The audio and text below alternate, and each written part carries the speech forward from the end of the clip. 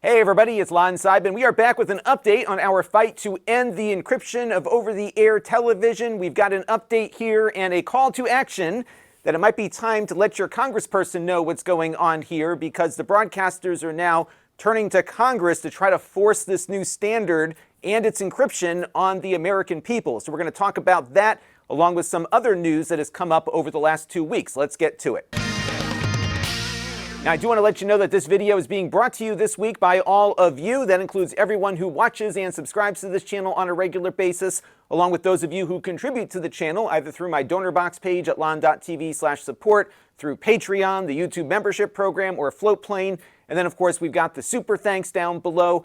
All of your support means a lot to me and keeping this operation moving, and, of course, to our movement to at least protect some consumer rights in this economy if we're able to do that. So we're going to keep fighting the fight here, and I do appreciate everyone's help. Now let's get into the topic. So why don't we dive into some news here to start things off, and I want to begin with some surveys, dueling surveys if you will. One is coming from Pearl.TV, and they are the organization that's been pushing for a hard cutoff date for ATSC 3.0, including the encryption. And the other survey, as you'll see in a minute, comes from the Consumer Technology Association, or the CTA, who represents electronics manufacturers, and they are opposed to that hard cutoff. Why don't we start off, though, with the Pearl.TV survey. This was conducted in March of 2026, and what they looked at here were what people were doing with their over-the-air antennas. Now, I should note that this survey was done over the internet. They weren't calling people, but they spent a month trying to find people online who are watching TV with an antenna to see what they were doing with it. There's actually some useful information in here.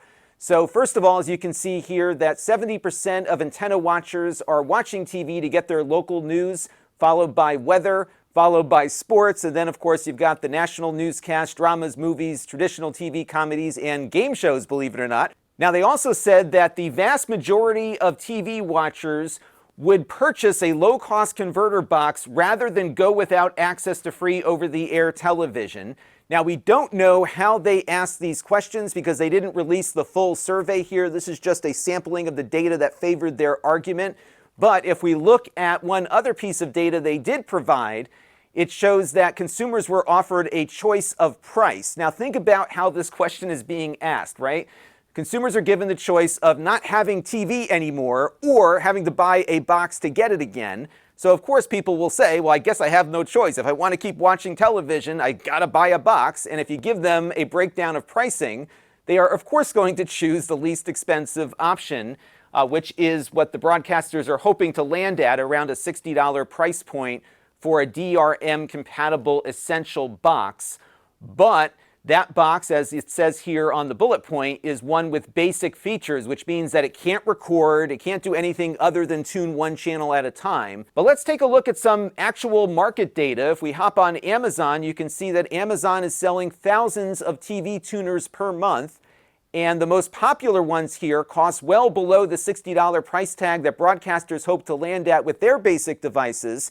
And even the least expensive device here for $30 has recording capabilities. In fact, all three of these low-end tuner boxes for the existing TV standard can record. This is an expected feature, recording and playback. Basic DVR functionality is part of the base device these days that you would plug into a monitor or a TV whose tuner has gone bad.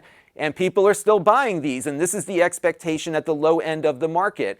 And selling equally as strong are gateway devices that we talk about all the time, like the Tableau here and the HD Home Run, which work with your existing devices, meaning you only have to buy this one thing for $100 and every television in your home can tune and record live over-the-air television, and all of that is getting stripped away by this DRM standard. Even Tableau, who is owned by a broadcaster, can't get their device to work with encryption on the new standard. So we have to wonder what was in this survey that we're not seeing. And if we look at their methodology slide here, you'll see that the median length of time it took a respondent to answer the survey was 16 minutes, which means that there were many more questions asked than showed up in this slide deck and press release that Pearl.TV put out a week or so ago.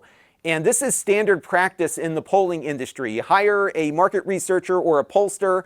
They do the survey, they pick out the data points that better match your argument, and they leave out everything else that might show that your argument is not necessarily resonating with the public. And it is standard practice. So I hope that if they end up submitting this to the FCC, that they include what's called the full crosstabs, which is every question and every response, so that people can go through and do more proper data analysis to see exactly where things are amongst this group of 600 antenna watchers that they interviewed for this survey. It is a statistically valid result here, but the question is, what is being left out of these results that might indicate people having different preferences? And of course, if we look at the Amazon data, you can see that people's wallets are voting very differently than the people who took this survey did when it comes to features on their boxes. So we'll have to see what they end up submitting if they do give this data to the FCC. Next up is a survey conducted by the Consumer Technology Association. This was submitted to the FCC, but again, lacking crosstab data.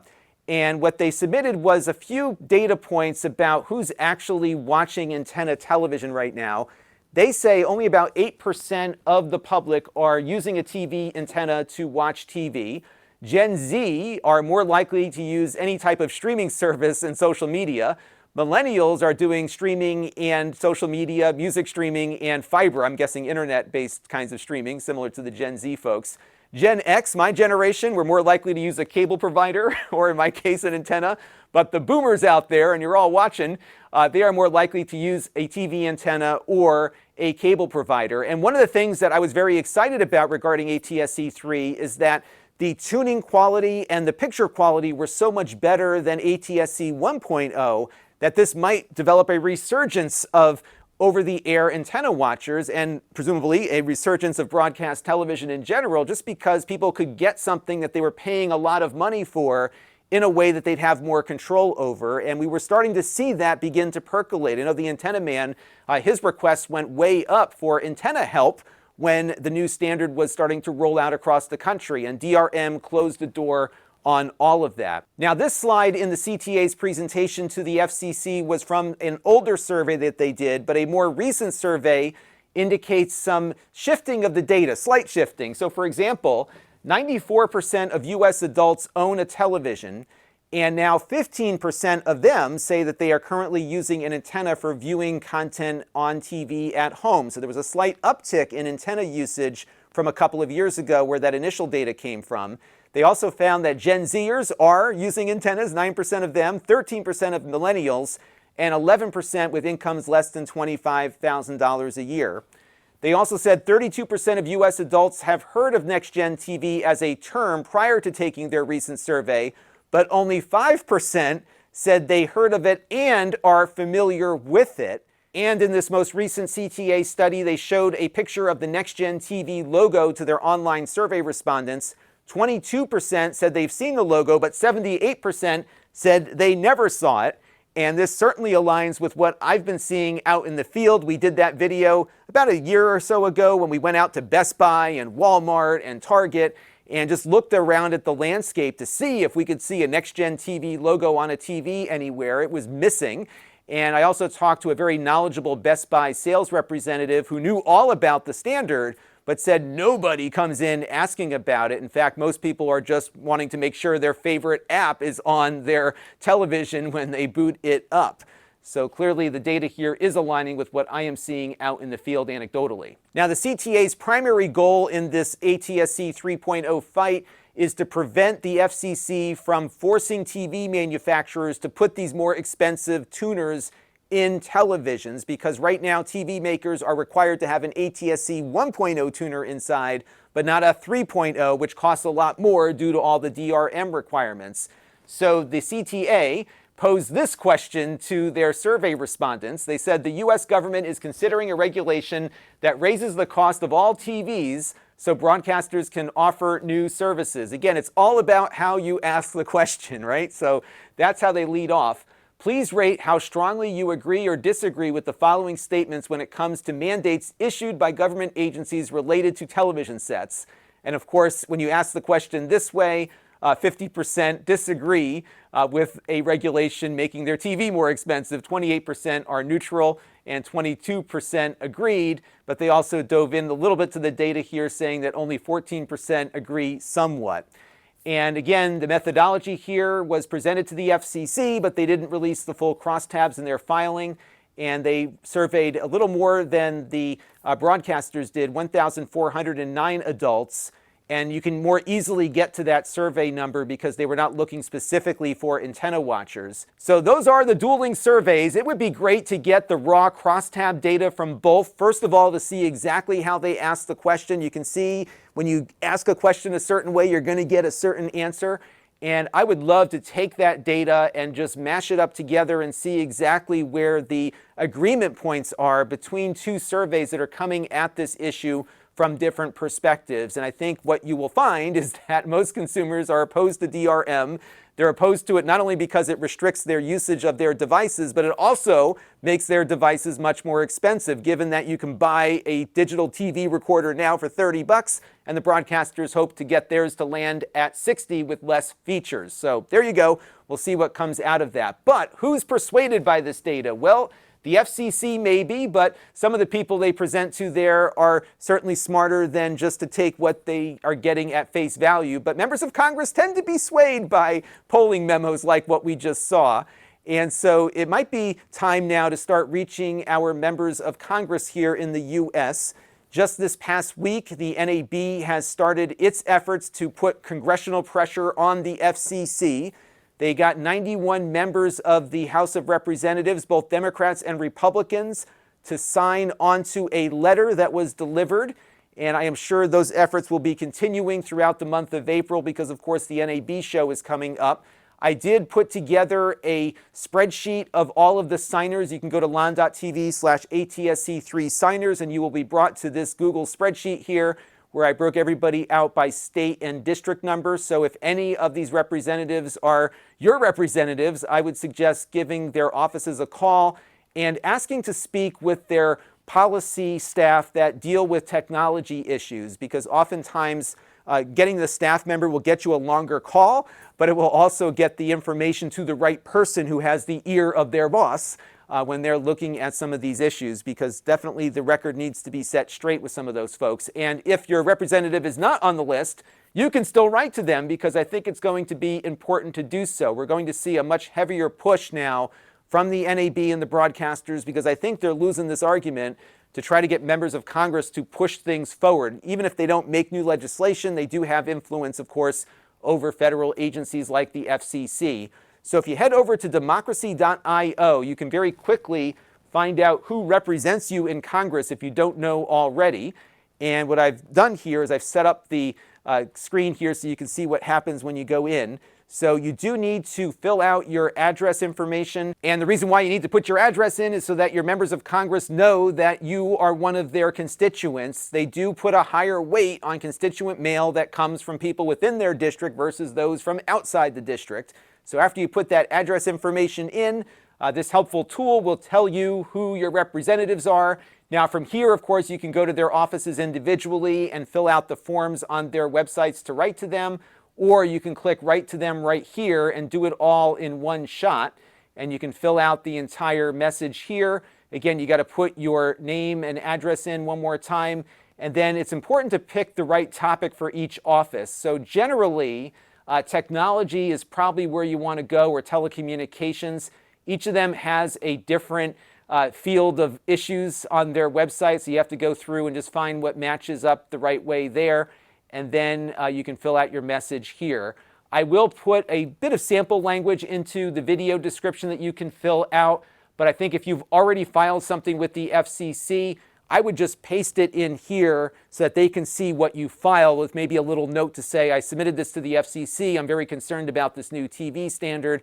And the more their staff hears from local constituents about this issue, the more likely it is that they're going to question the NAB when they come knocking looking for more signatures. And this is the kind of thing that we need to do right now. So definitely head over to Democracy.io or contact your members of Congress directly and include what you have included already to the FCC if you did file something there. So I think we're going to see a ramping up of activity here ahead of the big NAB show, which of course is the National Association of Broadcasters' big trade show they do every year.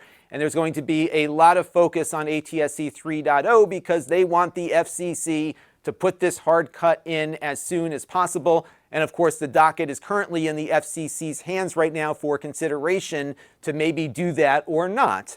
So this is going to be a critical period of time, and it was great that so many of you got your comments in during the docket period. Now, one other note is that currently Brendan Carr is not scheduled to speak at NAB, and Carr, of course, is the chair of the FCC. The newest member of the FCC, Olivia Trusty, is going there, and she's scheduled to give a 10-minute talk in a workshop that was set up to talk about ATSC 3.0, but it's not really a big keynote kind of address, so I don't think we're going to hear any big news out of the show other than people talking about how necessary it is to switch. So it's interesting here to see that the only FCC presence announced so far is Olivia Trusty's 10-minute talk in a conference room somewhere in the convention center. By contrast, when we were at the CES show this year, Brendan Carr, who is the chair of the FCC, sat down for 30 minutes with the head of the CTA to talk about a whole host of issues, including the role of local broadcasters and ATSC 3.